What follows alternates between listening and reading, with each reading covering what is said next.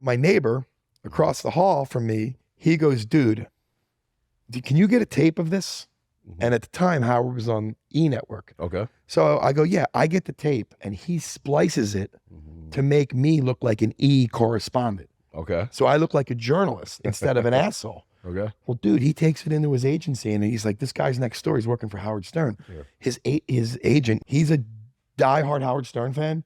I have no acting experience at all. And I go, dude, Paul sent me a tape. He goes, dude, you're on Stern. I'll sign you right now. Wow.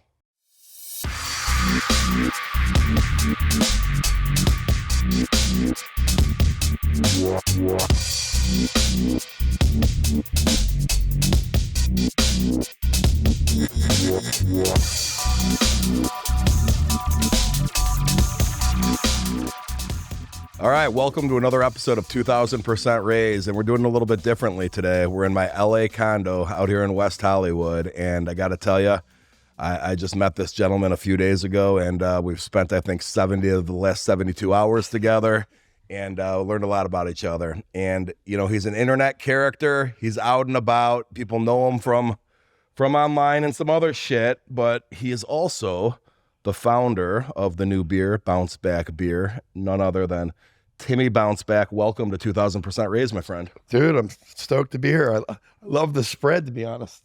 Hey, man, listen. So there's a few things we're going to go over today. And by the way, audience that are watching on YouTube, I am drinking on the show. This has never happened before, Tim. I'm doing it in honor of you. It just seems appropriate. Indeed. Can't drink alone. Yeah, exactly. We're drinking White Claws, which your friends at Happy Dad. Sorry, Happy Dad, Steve. Yeah. Sorry, we couldn't get the distributor here. We'll get it in. We'll work it out. So let's start there, man. So why would we bring up Happy Dad? You're one of the recurring, I guess. Would you consider yourself a character on the NELK Boys podcast, or how does this work? It's really how do you find yourself in this spot in the first place? I'm Steve's uncle. Okay. Mary Beth is my older sister, and you know, she was in New York and I was in like Philly and touring in the band and stuff, so I didn't really have any kind of relationship with any of them. But the band ended and I landed here and Steve started to ascend. Yep. And I wanted to give him some pointers, but Mary Beth says I'm a bad influence. She's like, you teach my son how to smoke, drink, gamble. Yeah. Thank God he's got Selena. Yeah. And it's been a tear. And she hates it, but he loves it. He says about me, and it's true, and Bob will tell you the same thing. I cooperate as best as I can. Yep. But when I don't get my way, I have a major temper tantrum, and I throw shit, and I go crazy, and I yell. Yeah. And Steve just cannot get enough of it. Right. He just thinks it's hilarious. He thinks it's hilarious. Yeah. And he just makes me the performing seal. The butt of all the jokes. But you don't find yourself in this spot, Tim, on accident, right? Like so you're a guy out and about in LA. It's not like you just stumbled across the fucking NELK guys or stumbled across Bob Menery. You're a known person that people think is fucking hilarious, right? Well, if you think about this, I spent my whole life playing guitar and singing. Okay. Since I was 15. Okay. Right? Actually, since I was 13. The first time I performed in a bar with braces was 15. Okay. Because I remember I got electrocuted when my braces hit the mic. It was awful. It's like, so that's all I wanted to do. I was a songwriter, and I got out here when I was 22. And if you think about how crazy my life is, I did this song, came out here, played music, toured. I played music back in Philadelphia, but I got on the Howard Stern show. Okay.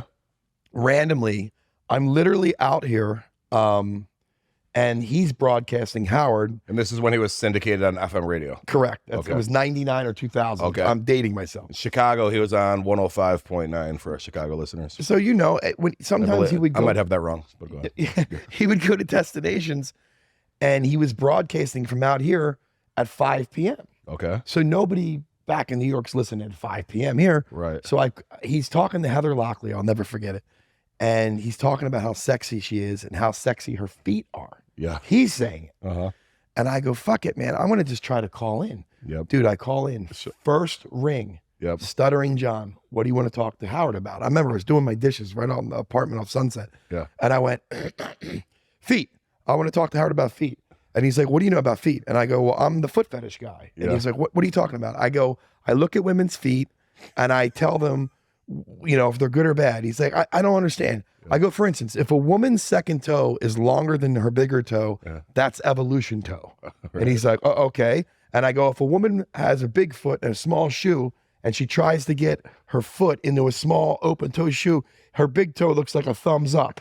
Now John's starting to fucking crack up. Yep. And he goes, dude, I'm going to put you through to Howard. Okay. I get through to Howard. And the one thing Howard hates is small talk. And Howard goes, so you're the foot fetish guy? I go, yeah. He goes, what do you masturbate to feet? I go, whoa, Howard. You're the one that said Heather Locklear had sexy feet. All I'm telling you is I think a woman's sexy from head to toe. He goes, okay, excuse me, whenever you push back. So I start going into the evolution toe, lonely hangers, thumbs up, backdoor toe, and he's going fucking nuts. And then I go, Howard, I'm the foot fetish guy. I'm the only one that could really, truly judge the playmates at the Playboy Mansion from head to toe. He goes, Gary, he goes, get Tim, the foot fetish guy. He's my next guest. It's sold out. Yeah. Yep. So now cut to, we're at the Playboy Mansion. Anyway, hold on, time out for a second. So this is not staged or anything. Not staged. You're a dude in LA, I'm assuming in your 20s, and you fucking have the balls to call into Howard Stern. No, were you a stand-up comedian or anything? Nothing. Just a fan. Okay, but you're an actor. Well, at this point, I'm not a trained actor. Okay. So, but I'm a performer, I'm a musician. All but okay, because we'll get to this. This is fucking great question. Yeah. So I get there, and I'm still a green kid from the suburbs of Philadelphia. Yep. You're not going to believe what I wore to the Playboy Mansion. I had gray, like slack pants. Okay. No pleats, and a black turtleneck. I looked like Jeffrey fucking Dahmer. I mean, like a creep. So I get there, Stuttering John goes, this is your camera guy, Isaac. No matter what the girl's feet look like, you got to bash them. And I go, well, dude, I don't want to do that. Like, I just want to hang out. Yeah. He goes, if you don't do that, we're kicking you the fuck out. Yeah, you're not on the show, and I'm buddy. like, huh? Yeah. And I was like, and I think, I can't remember if Rod Stewart performed or Smash Mouth or both, but I run right to the bar, start hammering vodka, pounding Guinness. Yep. Isaac's like, go to it. Dude, all these playmates I've beat off to my whole life. Heather Kozar. Shut up. Heather Kozar's foot was so beautiful, I would hang it from my rearview mirror. But I have to just bash her. Too many straps. I'm just bullshitting the whole time. But we have, and it's great. And these girls are like, dude, they're naked. Yeah. And they're fucking like stunning women. Yeah. And they're going, who the fuck is this guy looking at my feet? And they're like, he's with Howard. Let him go. Look at this fucking asshole. Yeah. So it was a great time. I partied all night at the London Hotel with his old staff. Nice. It was Gary, John, Casey, and Jackie the Joke Man. It was a great time. Okay. Now cut to my neighbor across the hall from me, Paul, who's my agent now. Mm-hmm. He goes, dude, can you get a tape of this? Mm-hmm. And at the time, Howard was on E! Network. Okay. So I go, yeah, I get the tape. And he splices it to make me look like an E! correspondent. Okay. So I look like a journalist instead of an asshole. Okay. Well, dude, he takes it into his agency and he's like, this guy's next door. He's working for Howard Stern. Yeah. His agent, Neil Kreppel, commercial talent, still with him. Yeah. He's a diehard Howard Stern fan. Mm-hmm. I have no acting experience at all. Mm-hmm. And I go, dude, Paul sent me a tape. He goes, dude, you're on Stern. I'll sign you right now. Wow. Signed me right on the dot. Awesome. Commercial. So I'm like, I have a commercial agent. And then I'm still doing the band, and now I'm doing commercials. Okay. And I have no idea. And being on a set's pretty intoxicating. It's very romantic. And like Bob, I don't know where I'm like looking into the camera and being an idiot. Go ahead. No, so we get that, and then I'm doing this, and I'm making money. I'm getting to the point where I could probably leave my job. The band is ascending, and then all of a sudden, Paul gets me a job as a host on a TV show called The Messengers. The Messengers. It was on TLC. Remember that network? No, yeah, I remember TLC. I don't remember that show, though. Well, because Time Magazine said it was 2006, had all the best intentions in the world, but it's definitely the creepiest show of this year. What was the context? Dude, 1 hour, the producer is the guy that created Deadliest Catch, Tom Beers. Okay. It's the only show it's ever failed he's touched. All right.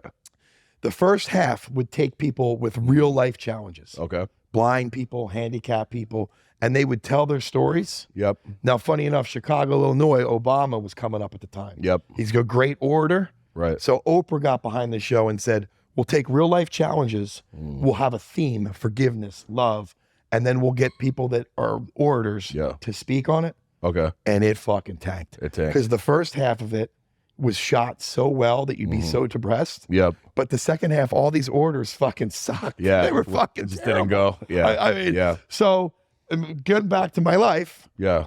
music, Stern, gets me an agency, hosting, still doing the band fails. I meet this director on a Miller Lite set. Okay. That used to be my beer. Yep. I don't want to say his name. And we bonded, and he thought I was very funny. The first job we got was Miller Lite, but the ESPN job I got was great. And I go, dude, my band's over. Like, my brother's having a second kid, and he was ascending as a director. Nice. And he's like, dude, I'll put you in every commercial. Okay. So now I have an acting coach and a director in my pocket. Right. And dude, I was booking a commercial like a month, and you're making per commercial, you're making 25 to 150,000. Wow. Wow. So 7 years, dude, of like gambling. Yeah. I quit the job. Blah, that was like blah. the heyday of commercialists, right? You could be an actor, make a great living doing that. You could. In the 80s and 90s, you'd make fucking bank. Really? Now it doesn't even exist. Like, remember we were watching TV, it's all celebrities. Right. And it's all athletes because they can. Do you feel like Howard Stern kind of, okay, so the shit you're doing now, you know, you talked about you're running around with Bob Menery, you're talking about NELK and all this other shit. Do you feel like Howard Stern kind of paved the way for everybody over the last 25 or so years? Like, even like looking back of like the Jamie Kennedys of the world, Jamie Kennedy Experiments, the Tom Green Show, all this shit Jackass. was Jackass especially, right? It was like, almost like a fucking evolution that Howard Stern opened the door for. Do you give him that kind of credit? I agree too. But the interesting thing is, all those shows you named don't affect his business. Right. He's always been terrified of the podcast. Really? And he's always made fun of it because that, for sure, the podcast is definitely an annexation of Stern. Interesting. And Adam Carolla was one of the first ones, right? Joe Rogan, Howard Basham. Now, I mean, radio might go away. Right. That's like FM and AM radio terrestrial radio might go away. Yeah. So that's the thing I identify with him the most, because he was nervous. Yeah. You know, and and the other thing is, I think COVID fucked with him. He was locked up in that castle of his in New York. It's so funny, like thinking about Howard Stern, how he's been so around the block for all these fucking years. So you were with him back when he filmed Private Parts, probably around that time. Right after that. Yeah, sure, like 2000, 2001. That was always a fucking weird dichotomy for Howard Stern, that he's like so in love with his wife, and then they got divorced like 5 years after that movie. Yeah, but the interesting thing is, the wife said he was faithful to her, but he was so depressed in the relationship that he would come home from work and just go downstairs in his basement and masturbate. She finally said, like, dude, we can't live like this. You know, what do you want to do? And then, look, and then he went out and tore it up for a while. Yep. He with Ronnie, the limo driver, and what was the place? Scores they used to go to. Yep.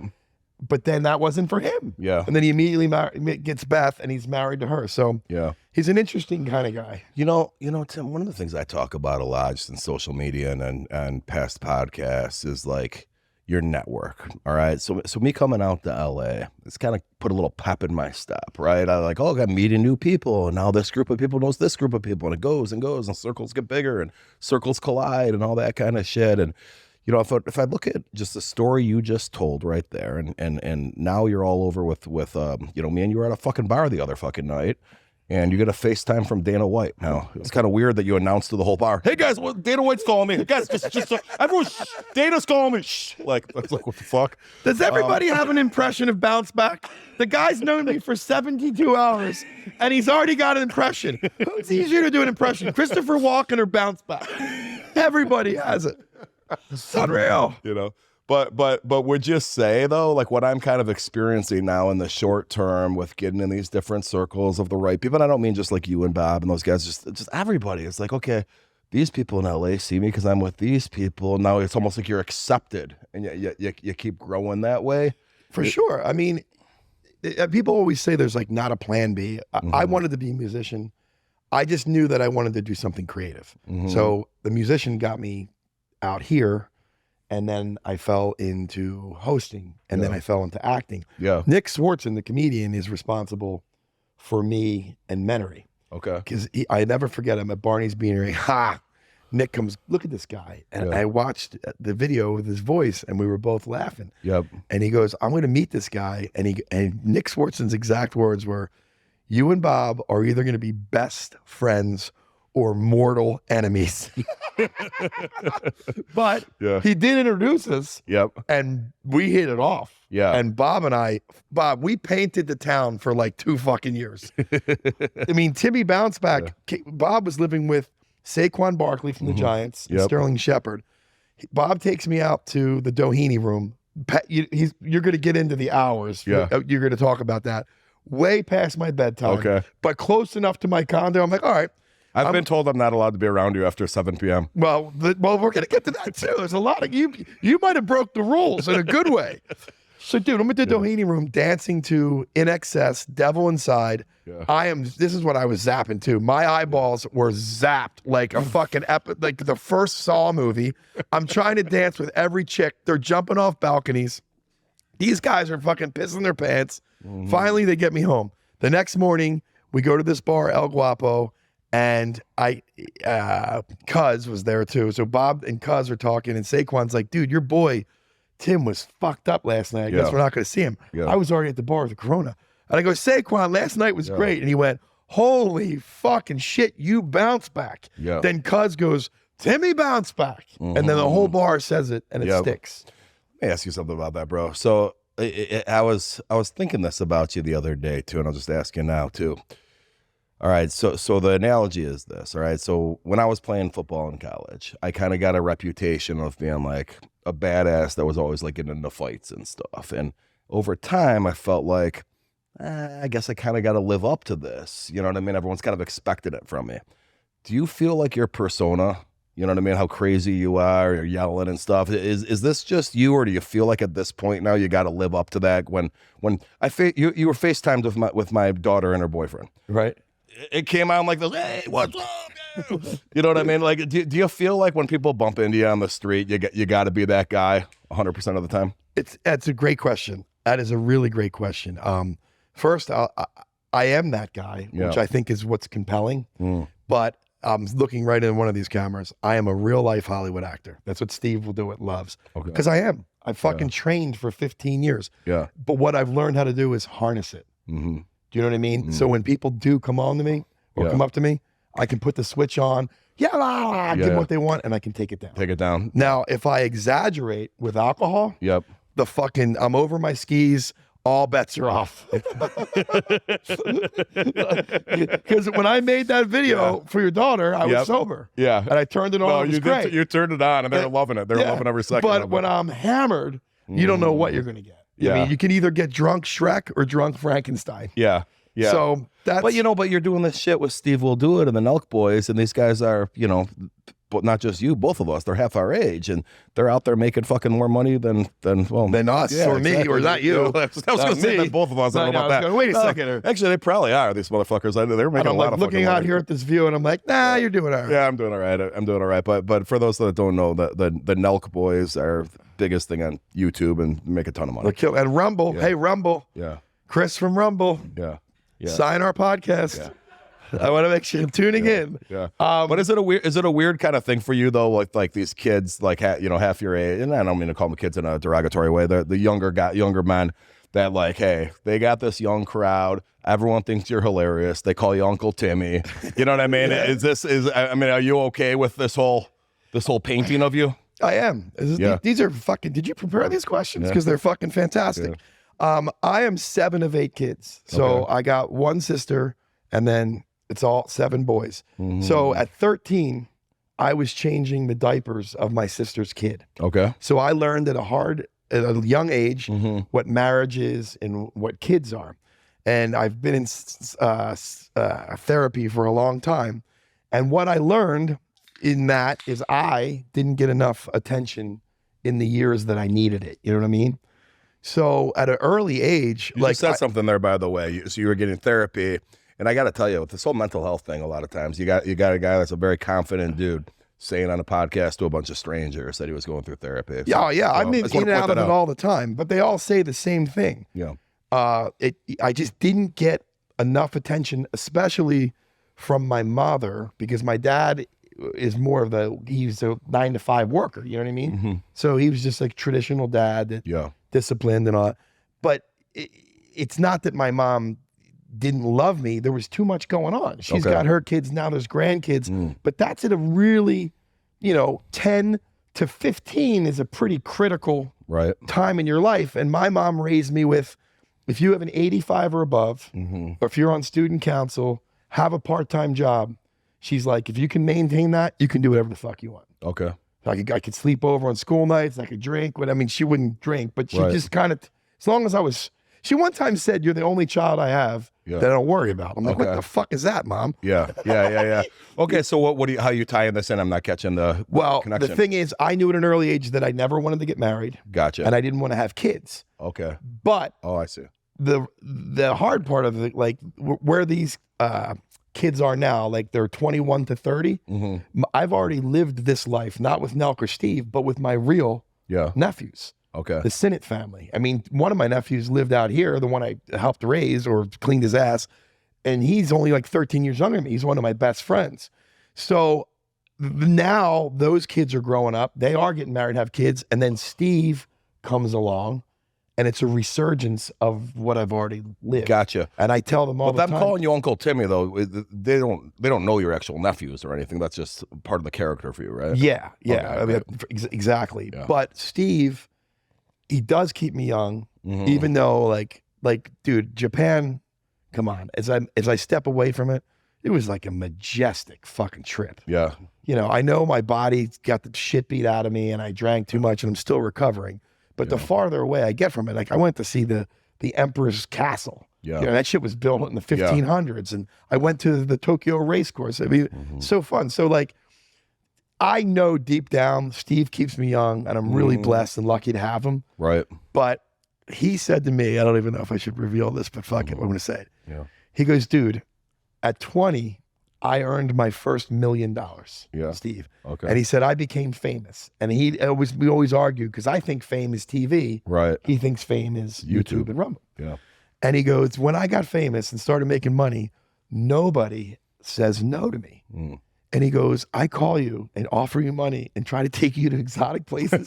And all you do is fuck me off and screen my calls. Yep. Then if I do get you here, all you do is bitch. Yep. And then when you don't get your way, you have a temper tantrum. Yeah. He goes, it's intoxicating. You're the only fucker in the world that says no to me. Yep. And he goes, I know it's not a bit. It's kind of like, I'm kind of, he doesn't know Larry David, but I'm sure you know the show. Yeah. I'm kind of a Larry David or a Costanza in his world, which I understand why that's charming. Well, and you're totally authentic, right? And do you never feel like you gotta like, because I mean, when those guys are making millions of fucking dollars, you're a recurring character. There's no contract that they gotta fucking keep you around. No, of course. You know what I mean? So do you ever feel like, ooh, I maybe went a little bit far, shouldn't yell at them too much? No, listen, I've burned so many bridges and and I've done it by being me. Yeah. I remember the first night in Japan, the two tour guides, the Japanese tour guides had to tuck me in. And I knew I got over my fucking skis.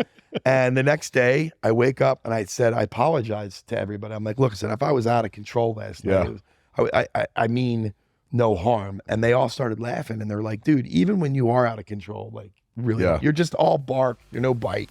Hey everybody, I want to invite you to check out 2000%raised.com. Here you could buy the 2000% Raised book, also available on Amazon.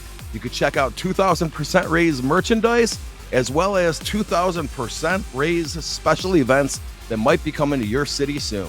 Last but not least, you can enroll in the 2000% Raised curriculum, which will help you on your entrepreneurial journey. Don't forget to follow at John Cerasani on Instagram and TikTok as well. Thank you for being a supporter of the show. Tim, I'm his best friend right now because he's giving me credit for something that I do not deserve the credit for, all right? I'll give you a little bit of a frame of reference, okay? Bob Menery got me and a couple of my buddies reservations last night at Craig's, all right? Very, very popular restaurant here in West Hollywood. And, it's hard to fucking do. It's hard to fucking do, and he got them for me. Well, Timmy lives down the street from Craig's. We're at this place called State Social House. And I'm like, gotta leave. I'm going with these guys for dinner. And Tim's like, well, bring me with. I live right there. And I'm like, listen, Bob kind of introduced me to Craig as like this businessman, venture capitalist. Tim's like, listen, John, I've been doing this a long time. There's a story arc. Okay, here's what's going to happen, man. You come, you try to get me in, and then they're going to kick me out. What the fuck are you talking about? Kick you out? Why would they kick you out? Well, I'm banned. I'm banned from there, John. I'm like, motherfucker, I'm not fucking showing up and meeting this guy Craig that's fucking famous here in LA for, you know, and then I'm side calling Bob when Tim's not looking. He's like, yeah, don't fucking do it. And by the way, just you want to know the master of puppets, he's calling me going, go with him, go with him. just to let you know, our strings are getting pulled. Exactly. But anyway, so why don't we start, first of all, Tim, why the fuck, we could give the abbreviated version. I don't know if we need the play-by-play, but why don't you give us a 40,000 foot level, 30 seconds, maybe, why you're fucking banned from Craig's in the first place. Well, wait, hold on, it's possible for you to tell a story in under 30 seconds. Okay, I can do it, but I want to get back to this. Yeah. So I was telling Katya, every time I think I'm pulling the wool over someone's eyes, it backfires. Okay. So I'm thinking, I'm at State. I can get John to drive me to Craig's, get the free ride, because I'm also banned from Lyft and Uber. So I think I'm the man. Yeah. But the funny thing is, we cruise in there, and there's no door guys, and I'm like, fuck it. He did not come with me. I left at State. He did not come in the car with me. Yeah, I go, no, we're not doing this. I left, and then I'm in the middle of my meal, and all of a sudden, him and some other guy I never seen before sit at the table. Oh my God, Hove. Exactly. Holy shit! I didn't go with you. Yeah, no, Hove you didn't. drove me. Exactly. No shit. Oh my God, that was Black Hawk Down. So then we get in, and I see Craig, and I go, dude, I'm here to see my friend John. He goes, are you gonna behave? I go, dude, totally. I sent him a handwritten card. I've known Craig for 25 years. Okay. About my behavior. He's like, all right, dude, it's fine. Then McGee, the security guard, goes, you're getting the fuck out of here. And I went, I come in peace with Olive Branch, and Craig goes, McGee, he's allowed back in. If he makes one, bad move, he's out. Yeah. And then we had a delicious meal. We did. But why don't we tell everyone why you were banned in the first place? All right. I interviewed UFC champion Luke Rockhold. Mm-hmm. And it was kind of new for Purple Banter. LJ Cat and I were a little nervous. And Luke came and gave he was a really good guest, you know? And so we're all feeling pretty good. And I'm like, dude, I'll take you to Cicconi's. Let me buy you a meal for doing this. Great. So he and I polish off 2 bottles of wine and eat. And I'm like, dude, I'm kind of still feeling it right now. Feeling it? He's like, yeah. And Luke's like this handsome guy. So Cicconi's is another very famous LA restaurant. Which worships me. Okay. That's for some reason that place, because Dan Tana's banned me too. Okay, so you're at Cicconi's and it's at this point I'm allowed in Craig's. Right, you're welcomed everywhere, man. So you leave Cicconi's. Now, were you gonna go have a second meal at Craig's after Cicconi's? No, Craig's bar is hopping. Okay. Like if you just go sit at the bar, it's the best. And what time of day is this? It's early. It's like 5 or 6 p.m. Yeah, no, I know. I just remember. But Luke is really good looking. Like when you go in with him, like girls that are 18 and girls that are 81. Like this guy's handsome. So he's like, dude, you want to do some gin martinis? There's 2 things in the world that I love that I can't handle. Okay. Red wine, which I had with you last night, and gin martinis. Dude, we belted 3 gin martinis. Yep. I went to the bathroom in a stall and locked myself in there. Yeah. And I couldn't get out. And I thought Luke was fucking with me, like holding it in. Because I'm like, gin crazy. And I can't get it. And then I fucking just karate kicked the door. Yeah. And the whole fucking thing came off the hinges. No. And the security guards came in and they're like, what the fuck? And I'm like, who fucking locked me in there? They're going, nobody, you fucking asshole. You're out of here. And then Craig calls me the next day. He goes, dude, what the fuck happened? Yeah. And I go, I thought someone was locking me in there. He goes, dude, the whole bathroom fucking wall, it's like detached. What, in the stall? Like in a stall. Okay. And what really happened? It was a push in instead of a push out? Yeah, I was too drunk. I mean, at this point, I still don't know. But they're not like complicated doors, man. Hello. Hello. I know this. So you thought Luke was fucking with you? Yeah. Oh. And then, I'm getting escorted out, and Luke's like, what the fuck, man? And I'm like, I got to get my parking But wait, pass. so Luke's a UFC fucking big time guy, right? Yeah. So you're going to karate kick, and then what was going to happen if Luke was the one doing it? What were you going to fucking do? Well, I fought a sumo wrestler. Like, listen, I'll fight. I mean, I'm not afraid of fighting. I might have gotten put in a fucking pretzel, but dude, I honestly felt so much shame. Yeah. Because Craig, he was like, dude, I love you. Like, why would you do that? Like, so then I went and got him this card, and he never responded to it, so I just kind of stayed out. Yeah. But How long ago was this? This was like 2 years ago or a year ago. So 2 years. It's been a while. And then you name dropped me, who the guy's never fucking met, to get in. And my only in was that Bob set up the reservation for me. So, all right, listen, I'm not pulling any punches if we're on this. I did name drop you. Yeah. And I was like, dude, I'm here to see venture capitalist John. He's sitting over there. And he's like, I don't care, dude. I'm like, he could invest in your Craig's vegan ice cream. And he's like, let me take you to him. Okay, there we go.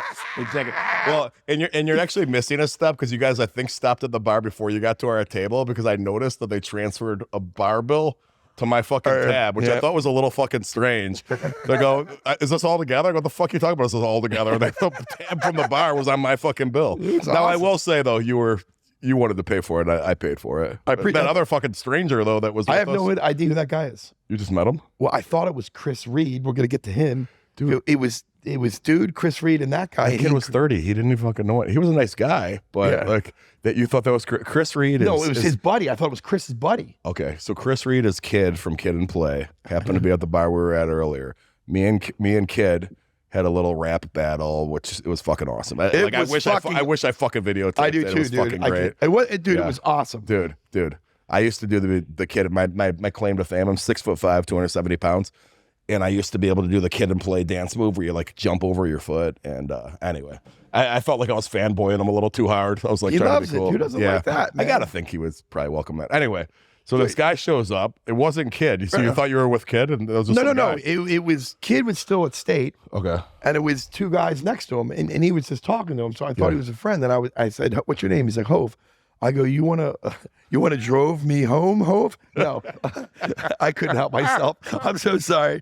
I'm like, dude, we'll go to Craig's, man. We'll have a dinner. But dude, he was really polite and happy to be. He was a really nice guy. And hold on, for the record, when all is smoothed over, the olive branch is set, and I'm sitting down. Yeah. How many people came over and hugged me from the staff? Yeah, they did. The staff was coming over, and I had like a little. That was my first time at Craig's. I had like a little moment where I was like fucking relevant to this place that I'd never been. Dude, my fucking dumb ass coming from Chicago. I don't fucking know where to go out in LA and shit.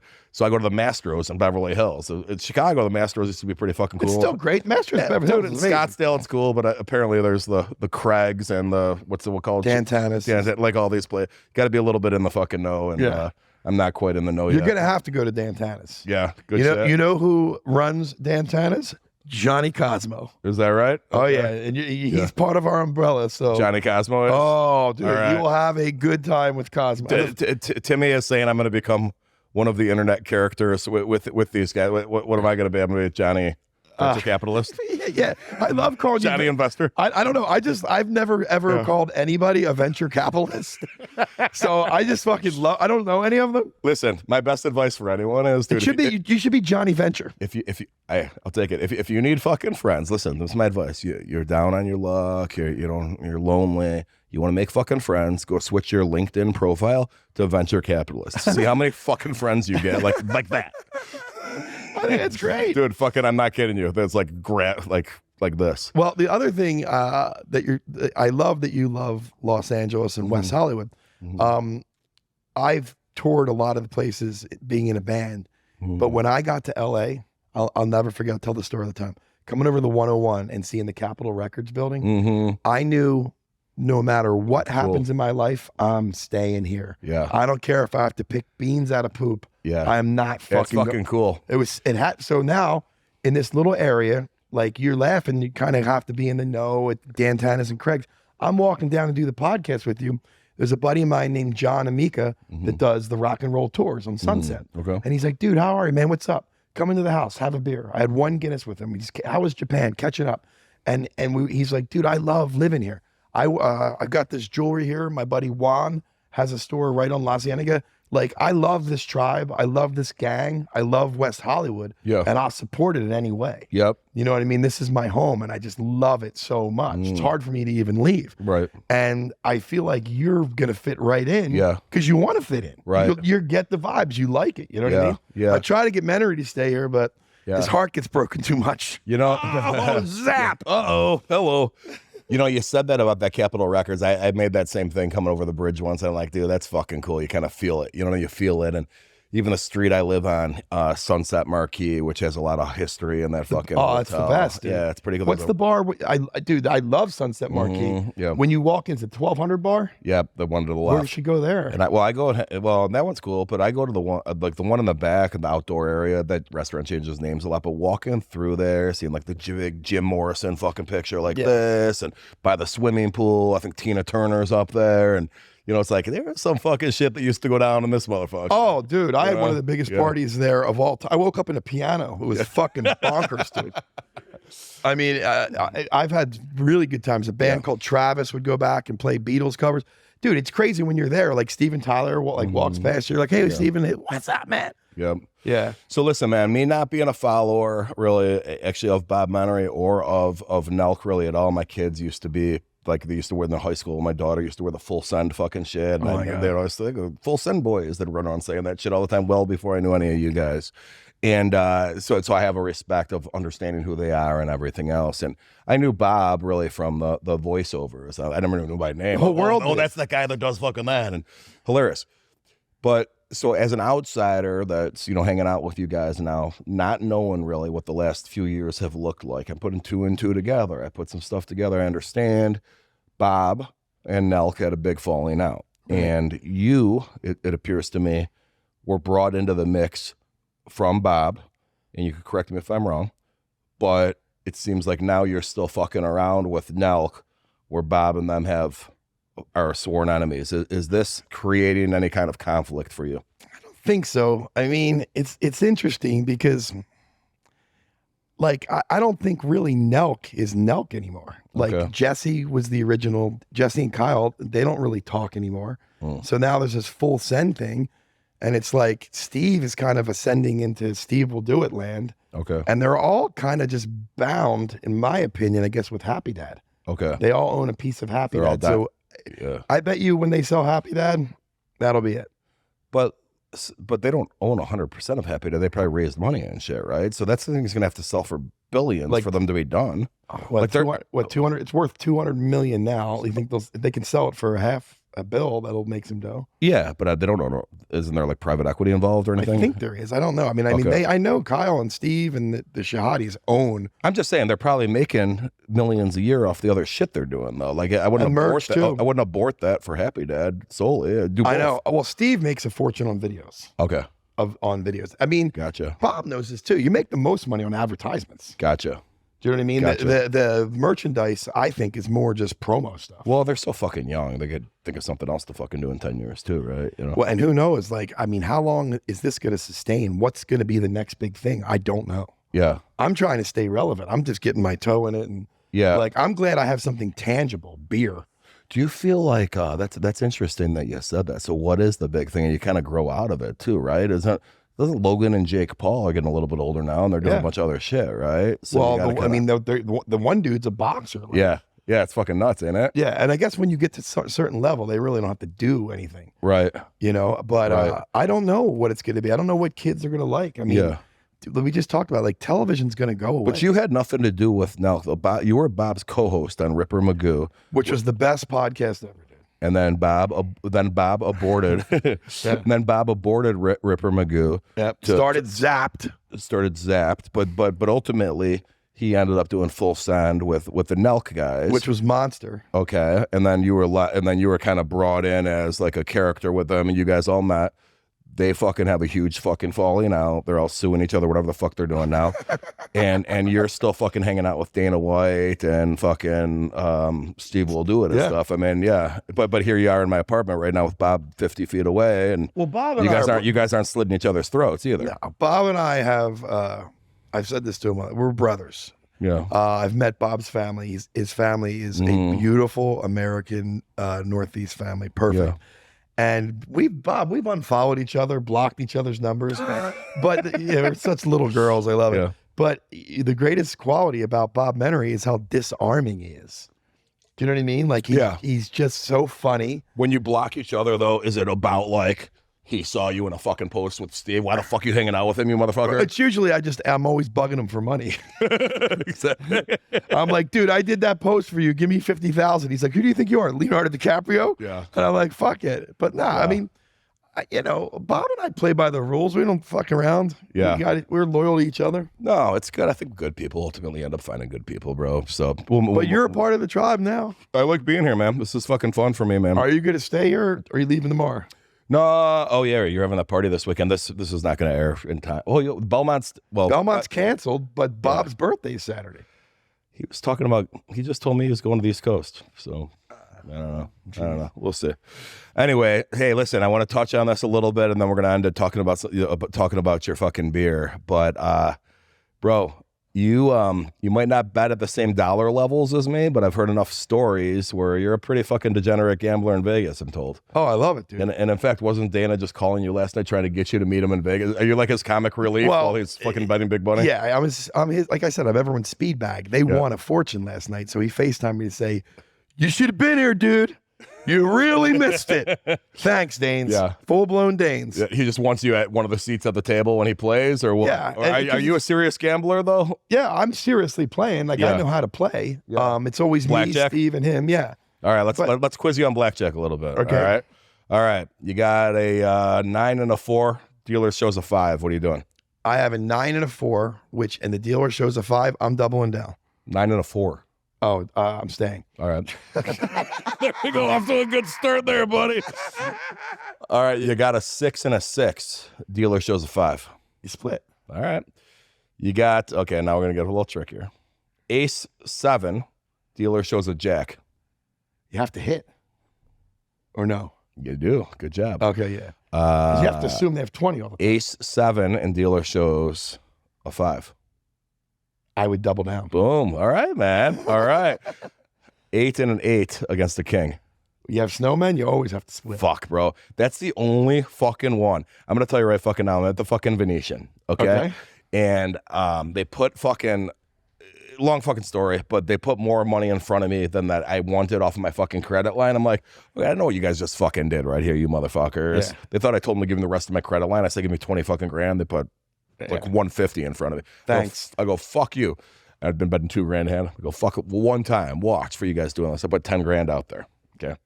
8 and an 8. Split. Snowman. Against the fucking jack. All right. One of them's a 3. Okay, good. Double down. Boom. Fucking 5 comes up. Oh, the other one comes up. 18. Okay, now I got 30 fucking grand down there. I've been betting fucking, 2 grand a fucking hand. They have the jack. They flip it over. 20. Thank you, sir. Have a nice fucking day. I made a deal with myself right then. I will never split 8s against a 10 again. I'm either hitting or, if they allow, surrendering. That's my Got it. Yeah. Dude, interesting enough, I don't give a fuck what basic strategy says. And I'll announce it at the table. If someone else is playing at the table with me, I go, the only one I don't do is that. We laughed because we got the Bussin' Boys. Taylor Lewin was there, but Steve Dana bets. I think he's allowed to bet. They only let him bet 10 to 30,000. Okay. You can't bet any more than that. Wait, 10, 10, 10 or 30 grand a hand? 30 grand is max. So it could be 10, 10 and 10 or 31 hand. Got it. Steve fluctuates from 2 to 10. Yep. So he goes on he's like, fuck this. Steven puts down 10,000. Yeah. He gets snowmen, splits, gets snowmen again. So now he's got 20,000. Fuck. Splits again, snowmen. What's the dealer showing? A 10. Fuck. See, this is the fucking shit, bro. But stay with me here. Yeah. So he's got 40 grand out. Yep. One of the hands he stands, one of the hands he doubles, one of the hands he hits. He doesn't break at all. Yep. And I always if I double down, I want to know my fate. That's one of my quotes. Right, you say face up. I always face up. Yeah. And I think the guy turned over a 6. So now he's got 16 and then a 6 and he broke. We went fucking I think I have it videotaped. Yep. Because I sent it to Dana. Yep. And Dana goes, Jesus, fucking, when we're done this, I'm going to show you, dude. Dude, if you scroll back on my Instagram stories about 2 years ago, or on my Instagram posts, you'll see one that was very similar to that. It ended up being 90 grand out there total. Because it can happen. Of that. Yeah. I love it. I just don't have the bullets, Yeah.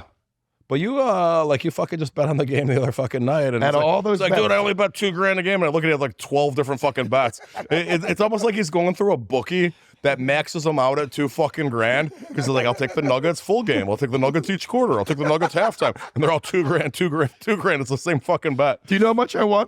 How much? $800. No. With all that action, I came ahead 800. That's the fucking problem with sports gambling. I don't even fucking like it, man. I don't even fucking like it. I've said it before. The only fucking game I think you could actually win at is blackjack because you could control how long you fucking play for. Sports gambling, man, it's brutal. I believe it. I believe it. Yeah.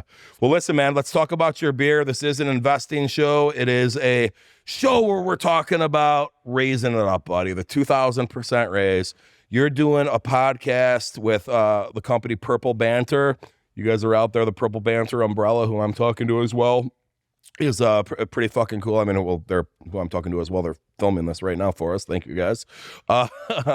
But you guys got a good thing going, man. You guys got a good thing going. And you and the Purple Banter folks, sounds like you're also behind Bounceback beer, which I'm holding up right now. The beer you drink during the day. The can looks very, very Simpson-ish. Very Duff beer-ish. Very homage. I like it. Let's hear about it.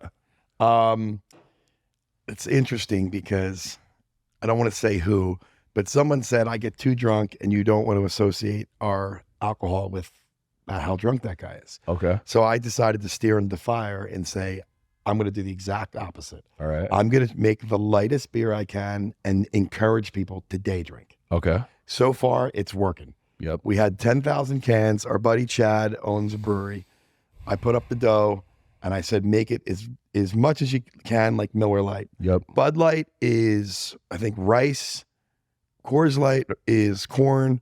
And then Miller Lite is barley. Okay. They all taste very similar, but that's... So he said, well, I make craft beers, so the lightest beer I make is still going to have a little bit of a crafty kick. Yep. And I didn't taste it. It was one of the biggest gambles of my life. But the guy's a marine biologist. He's a fucking scientist. I had nothing but faith in him. Come on, Joe. It tastes like a man's beer. You taste it where everybody else seems to go in this direction of like the lighter, seltzery kind of shit. Yeah, it's a beer. This and is it's like not a fucking killing beer. you. Yeah. And it's a tall boy. Yeah.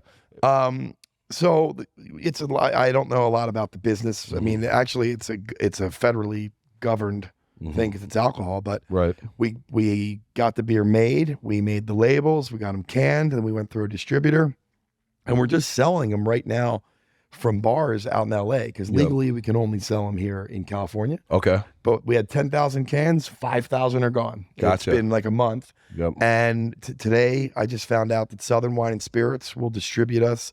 And I think Doghead Brewery will take our recipe. And if Stations Casinos, Red Rock Casino Hassan, we get in there, that's a fucking game changer. Really? Because now we're at the Red Rock with Happy Dad, with Bounceback beer, throwing fucking beach parties. Wow. Not bad. And those guys are Dana's partners with UFC, correct? Yeah, Dana's got a little, I think Dana's got a little bit of Happy Dad, and they might even have a little bit of his banana whiskey, Howlerhead. Okay. You know, but that would be huge, man. I mean, even Steve said, Steve's like, I don't really drink beer, but he's like, it's a fucking good beer. It is a good beer. It is good beer. So we're off to the races, man. Yeah. We make another batch. Yeah. And how do you play that card, man? So it's one thing about being in the bars in LA and you're probably calling up saying you're going to do a promo. You'll show up. You'll put it on your Instagram and shit like that. To take that next leap where, okay, Southern Wine and Spirits, get us into all the fucking binnies. Or, hey, Station Casinos, okay, what favor do I use to get their attention? Menery's cousin, Ham, is getting us into STK restaurants. Wow. Okay. That's another big deal. Yeah. But we got to walk before we run. You know what I mean? It's a lot. I'm learning as I go on. Right. But I just also want to keep it as a can for now. Okay. Some people are like, dude, let's get bottles, let's get draft. I drink canned beer. I prefer it. Yep. So I want to just keep it there. And if we can just dominate LA, dude, to sell 10,000 cans of beer and not know what the fuck you're doing. Yep. It says something. And the girl, we interviewed this girl, Kay, and she goes, you guys have 200 testimonials of real people tasting your beer. She goes, when we pick up a beer as a distributor, and we send two of the hottest girls to a bar, and they go, hey, you want to try a free beer? Dude, you're like, fuck no. People are lining up, killing themselves to drink that beer and be on our Instagram page. We just broke 1,000. Page is what, fucking couple days old? Yeah. So I have nothing but utmost faith that we're going to blow through this batch, get another one in Vegas, get another one here, And then I'm going to just have to start doing pop-ups, you know, all the way down to San Diego, all the way up to San Francisco. Yep. Because people do find me a very likable character from the NELK, the Bobs, and the Steve Will Do It world. Yep. And they will fucking show up and drink that beer. Yeah, they will. No, it's true. And I think you're onto something, man. You just said something about dominating LA first. I was in a cannabis, I still am in a cannabis company, and I go, hey, listen, I got a freaking grower out in Oklahoma. We could do this there, we could do this there. And they were California based. And this guy's a celebrity type of person. And he said, dude, everyone looks at LA. If we're cool in fucking LA, everything else will fucking follow. And there's probably not a truer statement than that, man. Totally. So you make it fucking here. You know what I mean? Or New York. Exactly. You know, the coast to coast. Make it here, make it anywhere. New York.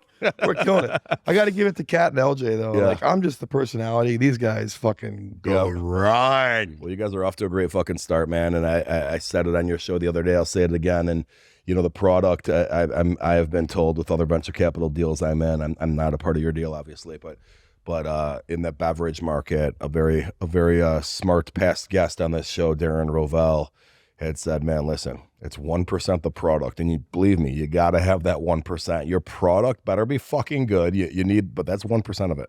The other 99% is navigating the fucking shit to get it on shelves. Well, I laugh because we put this together. I'll give you some marketing. I did graduate from St. Joseph's University, 1997 marketing degree.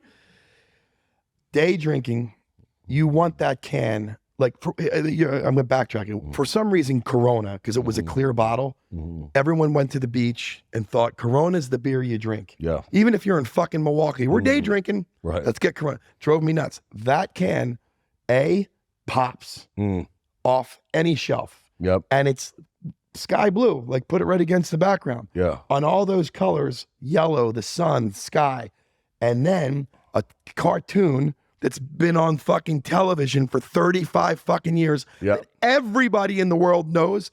It's not exactly, but it's just enough that you go, fuck, what does this can remind me of? It's compelling. Now I've already got you. Yeah. Now you're fucking, is it a fucking energy drink? It's a beer. It's a beer you drink during the day. I love it. Now, if the Philadelphia Eagles pick it up, this is a long shot, we'll change the colors to green and white, and it'll say the beer you drink during an Eagles game. We can market that, personalize it for the Vikings or whatever. That's another genius thing. The beer you drink during the day. I like it, buddy. I like it. We're on fire, dude. I have diarrhea right now of the mouth and my butthole. Well, Timmy, I am looking forward to our continued relationship. Only before 7 p.m. I'm being told. We will go to Craig's together at some point, and maybe you could pick up the bill. I'll transfer a bar tab to your. I'll Venmo you. Exactly. I'll gladly pay you Tuesday. Yeah. Do you have PayPal? But we end every episode of 2000% Raised with a very important question. It doesn't have anything to do with anything we talked about, anything you want to share with our audience. Timmy Bounceback recommends what movie to the 2000% Raised crowd?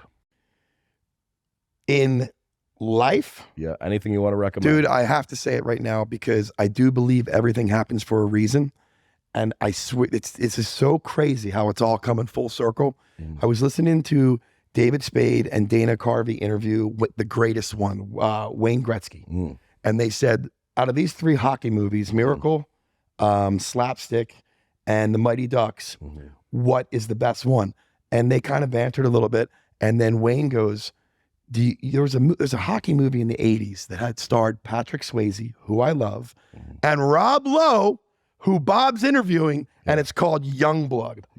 Young Blood. Oh, I remember it. It's a fucking unbelievable 80s hockey movie. Love it. And I'm dropping it on you guys now because I heard the great one. Yeah. Bring it up, and you guys are getting Rob Lowe. So it's coming full circle. Exactly. You go watch that hockey movie. It's the Stanley Cup playoffs. Yeah. A little trivia for you there, too, by the way. Right before that movie, a few years prior, Rob Lowe was a supporting character in The Outsiders, which is one of my favorite movies of all fucking. And Swayze. Yep. Emilio Estevez. Yep. And Ralph Macchio. And guess who else? And Matt Dillon. And another one. Steve. He was Soda Pop's buddy at the gas station. Steve is his name. Do you know it? Don't tell me. Tom fucking Cruise. Tom Cruise. What a fucking TC. cast. What a fucking cast. What a fucking cast, Holy Red Dog. shit. And that wraps up another episode of 2000% Raised. Thank you for listening. The best way to support our show is by leaving a rating or review on all platforms you listened on. And of course, by following, liking, or subscribing. Visit us at 2000percentraised.com or at John Cerasani on TikTok and Instagram. And of course, my YouTube channel at John Cerasani's 2000% Raised. Find all the ways to follow today's guests in our show notes. Thank you for being a part of our entrepreneurial journey.